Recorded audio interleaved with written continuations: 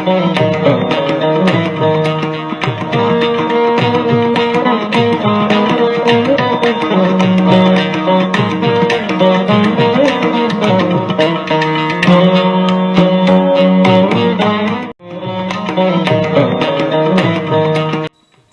ಎಲ್ಲ ಮಿತ್ರರಾದಂಥ ವಕೀಲ ಬಂಧುಗಳೇ, ನನ್ನ ಹೆಸರು ಎಂ.ಎ. ರಾಜೇಂದ್ರ ಅಂತ. ನನ್ನ ಹುಟ್ಟಿದ ಊರು ಮೈಸೂರು. ನನ್ನ ವ್ಯಾಸಂಗವೆಲ್ಲ ಮೈಸೂರಿನಲ್ಲಿರುವಂಥ ಮಾದರಿ ಶಾಲಾ ಅಂತ ಒಂದು ಸಂತೆಪೇಟೆಯಲ್ಲಿತ್ತು. ಅಲ್ಲಿ ಒಂದು ವಿದ್ಯಾಭ್ಯಾಸವನ್ನು ಮಾಡಿದ್ದೇನೆ. ಪ್ರೈಮರಿ ಸ್ಕೂಲು, ಮಿಡ್ಲ್ ಸ್ಕೂಲ್ನಲ್ಲಿ ಹಾಗೂ ಹೈಸ್ಕೂಲ್ನ ಡಿ ಬನ್ಮಯಾಸ್ ಹೈಸ್ಕೂಲ್ನಲ್ಲಿ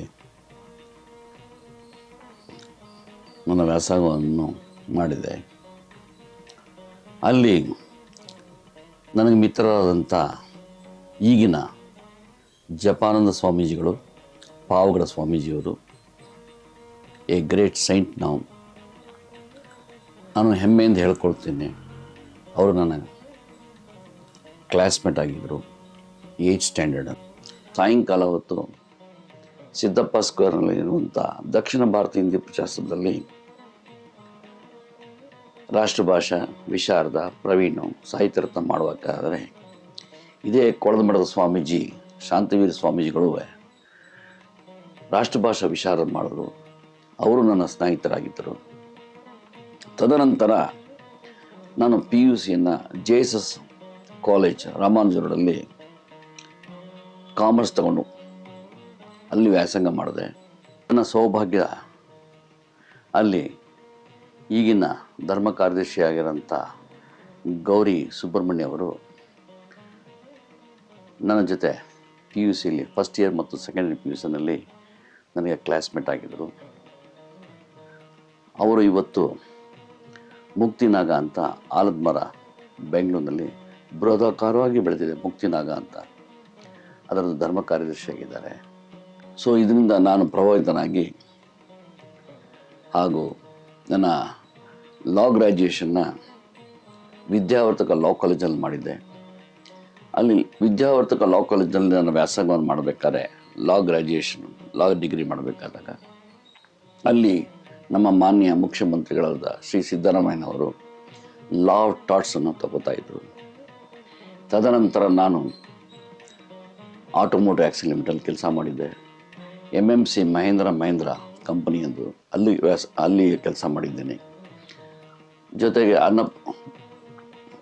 ರಾಜೇಂದ್ರ ಕಾಫಿ ವರ್ಕ್ಸ್, ಅನಪರಾಯ ಕಾಫಿ ಎಸ್ಟೇಟ್ನಲ್ಲೂ ಕೆಲಸ ಮಾಡಿದ್ದೀನಿ.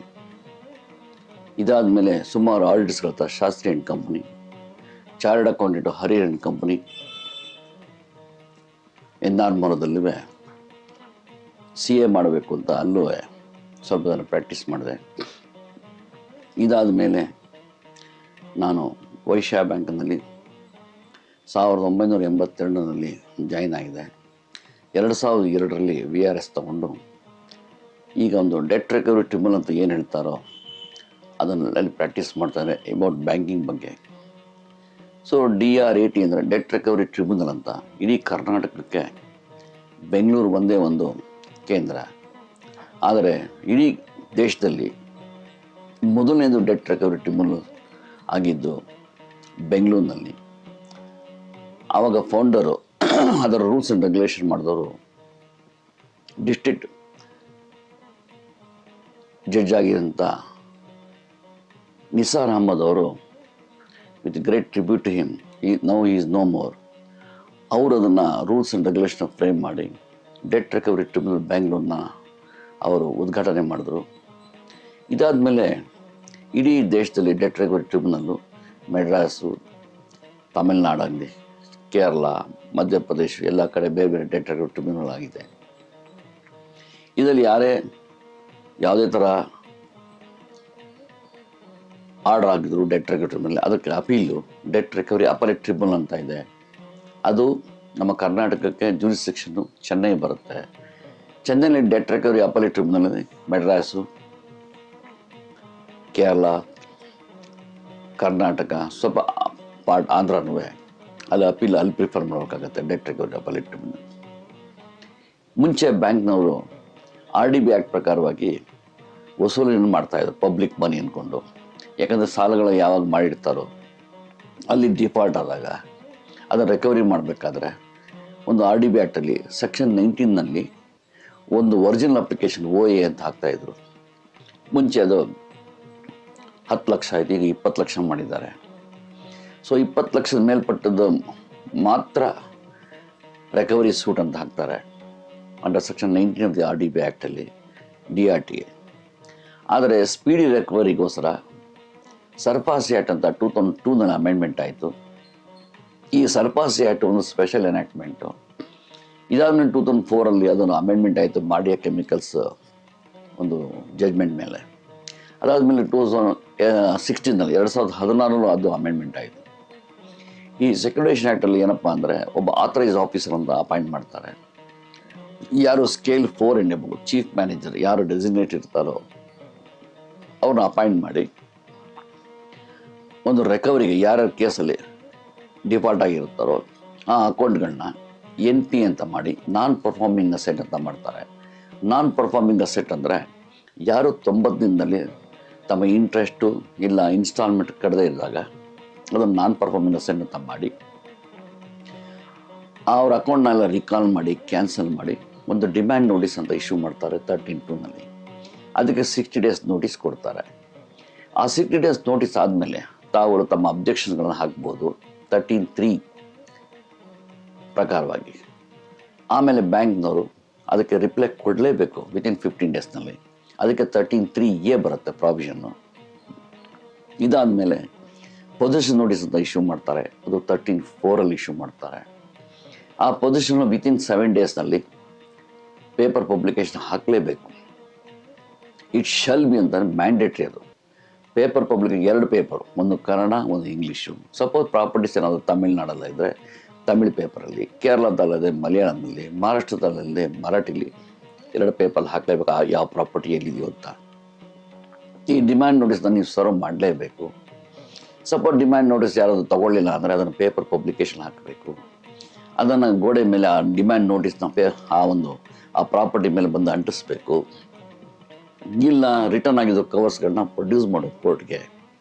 ಇದಾದಮೇಲೆ ಅದೇ ಥರ ಪ್ರೊಸೀಜರ್ನ 13(4)ಅಲ್ಲೂ ಮಾಡಬೇಕು. ಎಲ್ಲ ಗ್ಯಾರಂಟರ್ಸ್ಗೂ ಬಾರರ್ಸ್ಗೂ ಮಾರ್ಗೇಜರ್ಗೆ ಸರ್ವ್ ಮಾಡಲೇಬೇಕು, ಅದು ಮ್ಯಾಂಡೇಟ್ರಿ. ಅದಾದಮೇಲೆ ರಿಜಿಸ್ಟರ್ ಪೋಸ್ಟಲ್ಲಿ ಕಳಿಸ್ಲೇಬೇಕು. ಪೇಪರ್ ಪಬ್ಲಿಕೇಶನ್ ಮಾಡಲೇಬೇಕು 2 ಪೇಪರ್ನ, ಒಂದು ಇಂಗ್ಲೀಷು ಒಂದು ವರ್ನಾಕ್ಯುಲರ್ ಲ್ಯಾಂಗ್ವೇಜ್ ಅಂತ ಹೇಳ್ತಾರೆ. ಆ ಭಾಷೆ ಆ ಒಂದು ಸ್ಟೇಟು ಆ ಪ್ರಾಂತ್ಯದ ಭಾಷೆಯಲ್ಲಿ ಹಾಕಲೇಬೇಕು ಅಂತ ಹೇಳ್ತಾರೆ. ಇದಾದಮೇಲೆ ಅದು ರೂಲ್ 8 and 1. ಇದಾದಮೇಲೆ ರೂಲ್ 9 ಪ್ರಕಾರವಾಗಿ ಆಕ್ಷನ್ ಮಾಡಬೇಕು. ಮೊದಲನೇ ಸರಿ ಆಕ್ಷನ್ ಮಾಡಿದಾಗ 30 ದಿನ ನೋಟಿಸ್ ಕೊಡಲೇಬೇಕು. 2ನೇ ಸರಿ ನೋಟಿಸ್ ಕೊಡಬೇಕಾದ್ರೆ 15 ದಿನ ನೋಟಿಸ್ ಕೊಡಲೇಬೇಕು. ಫಸ್ಟು EMD ಕಟ್ಟಲೇಬೇಕು, 10% ಫಸ್ಟ್ ಕಟ್ಟಬೇಕು ಆಕ್ಷನ್ ಮುಂಚೆ. ಆಕ್ಷನ್ ಕನ್ಫರ್ಮ್ ಆಗ್ತಾ ಇದ್ದಂಗೆ ಆ ಸೇಮ್ ಡೇ ಆ ನೆಕ್ಸ್ಟ್ ಡೇನೆ 15% ಬ್ಯಾಲೆನ್ಸ್ ಕಟ್ಟಲೇಬೇಕು. ಇಲ್ಲ ಅಂದರೆ ರೂಲ್ 9(3) ಪ್ರಕಾರ ಅದು ಫರ್ಫಿಟ್ ಆಗುತ್ತೆ. ಅದಾದಮೇಲೆ 75% ವಿತಿನ್ 15 daysಲ್ಲಿ ಕೊಡಬೇಕು. ಇಲ್ಲ ಈಗ ಹೊಸದಾಗಿ ಲೇಟೆಸ್ಟ್ ಅಮೆಂಡ್ಮೆಂಟ್ ಪ್ರಕಾರವಾಗಿ 3 monthsವರೆಗೂ ಟೈಮ್ ಕೊಡ್ತಾರೆ. ಮುಂಚೆ ಸಿದ್ದೇಶ್ವರ ಕೋಆಪರೇಟಿವ್ ಬ್ಯಾಂಕ್ ಇಕ್ಬಾಲ್ ಕೇಸಲ್ಲಿ ವಿತಿನ್ 15 days ಅಂತ ಇತ್ತು. ಅದರಲ್ಲಿ ಪಾರ್ಟೀಸ್ ಯಾರು ಬೇಕಾಗಿಲ್ಲ, ಬರೀ ಬ್ಯಾಂಕು ಅಲ್ಲಿ 3 ಜನ ಪಾರ್ಟೀಸ್ ಬೇಕಾಗಿತ್ತು. ಬ್ಯಾಂಕ್ ಕನ್ಸೆಂಟ್ ತೊಗೋಬೇಕಾಗಿತ್ತು, ಆಕ್ಷನ್ ಪರ್ಚೇಸರು ಮತ್ತು ಬಾರೋಯರ್. ಇದರ ಅಮೆಂಡ್ಮೆಂಟ್ ಅದರಲ್ಲಿ ಈಗ ಬಾರೋಯರ್ ಕನ್ಸೆಂಟ್ ಬೇಕಾಗಿಲ್ಲ, ಬರೀ ಬ್ಯಾಂಕ್ ಮತ್ತು ಆಕ್ಷನ್ ಪರ್ಚೇಸರ್ ಮಾಡ್ಬೋದು. 75% ಕಟ್ಟಬೇಕು. ಆ 75% ವಿತಿನ್ 15 daysನಲ್ಲಿ ಇಲ್ಲ ಎಕ್ಸ್ಟೆಂಡೆಡ್ ಪೀರಿಯಡಲ್ಲಿ ವಿತ್ ಮ್ಯೂಚುವಲಿ ಅಗ್ರೀಡ್ ಟರ್ಮ್ಸ್ ಅಂತ ಹೇಳ್ತಾರೆ. ಆ ಒಂದು ಕನ್ಸೆಂಟ್ ಕೊಡಬೇಕು. 3 monthsವರೆಗೂ ವ್ಯಾಲಿಟಿ ಇರುತ್ತೆ. ಆ 90 days ಆದಮೇಲೆ ಸಪೋಸ್ ಅವ್ರು ಕಟ್ಟಲಿಲ್ಲ ಅಂದರೆ ಅದನ್ನು ಫರ್ಫಿಟ್ ಮಾಡಿ ಅವ್ರ ಅಕೌಂಟಿಗೆ ಹಾಕಬೇಕಾಗತ್ತೆ. ಸೊ ಅದಕ್ಕೊಂದು ಸುಮಾರು ಜಡ್ಜ್ಮೆಂಟ್ಸ್ಗಳಿದೆ. ಸೊ ನಿಮಗೆ ಒಟ್ಟಿಗೆ ಎಲ್ಲನೂ ಹೇಳಿದಾಗ ನಿಮಗೆ ಕನ್ಫ್ಯೂಷನ್ ಆಗ್ಬೋದು. ಇದನ್ನು ನಾನು ಶೇರ್ ಮಾಡ್ತಾರೆ ಏನಕ್ಕೆ ಅಂದರೆ ನಿಮಗೆ ನಾಲೆಡ್ಜ್ ಬರಲಿ. ನಿಮ್ಮಿರೋ ಅಡ್ವೊಕೇಟ್ಸ್ಗಳನ್ನ, ಆ ಲೋಕಲ್ ಅಡ್ವೊಕೇಟ್ಸ್ಗಳಿಗೆ ಗೊತ್ತಿರೋಂಥ ಅವ್ರನ್ನೇ ನೀವು ಎಂಗೇಜ್ ಮಾಡ್ಕೊಳ್ಳಿ. DRTಗೆ ಬರೀ. ಯಾಕಂದರೆ ಲಿಮಿಟೇಷನ್ ಆ್ಯಕ್ಟ್ ಇದು ಅಪ್ಲೈ ಆಗೋದಿಲ್ಲ. ಯಾಕಂದರೆ section 5 limitation act is not applicable under section 17 ಅಂತ ಹೇಳ್ತಾರೆ. ಏನೇ ಆಗಲಿ ಪೊಸಿಷನ್ ನೋಟಿಸ್ ಬರ್ತಾರೆ ವಿತಿನ್ 45 daysನಲ್ಲಿ ನೀವು DRTಗೆ ಬಂದು ಆ ಒಂದು ರಿಕ್ವಿಸಿಟ್ಸ್ ಏನಿದೆ ಕೋರ್ಟ್ ಫೀಸ್ ಭಾರತ್ ಕೋರ್ಸ್ ಕಟ್ಟಬೇಕಾಗತ್ತೆ, ಕಟ್ಟಿಬಿಟ್ಟು ನೀವು ಅದನ್ನು ಫೈಟ್ ಮಾಡಿ. ಪಾರ್ಟಿ ಇನ್ ಪರ್ಸನ್ನು ಮಾಡ್ಬೋದು, ಇಲ್ಲಾಂದರೆ ನಿಮ್ಮ ಅಡ್ವೊಕೇಟ್ಸ್ಗಳಿಗೆ ವಕೀಲರಿಗೆ ಬಂದು ಅವ್ರನ್ನ ಎಂಗೇಜ್ ಮಾಡ್ಬೋದು. ಬೇರೆ ವಿಷಯಗಳನ್ನ ಸವಿಸ್ತಾರವಾಗಿ ನಾನು ಮುಂದಿನ ಎಪಿಸೋಡ್ನಲ್ಲಿ ಹೇಳುತ್ತೇನೆ. ಧನ್ಯವಾದಗಳು.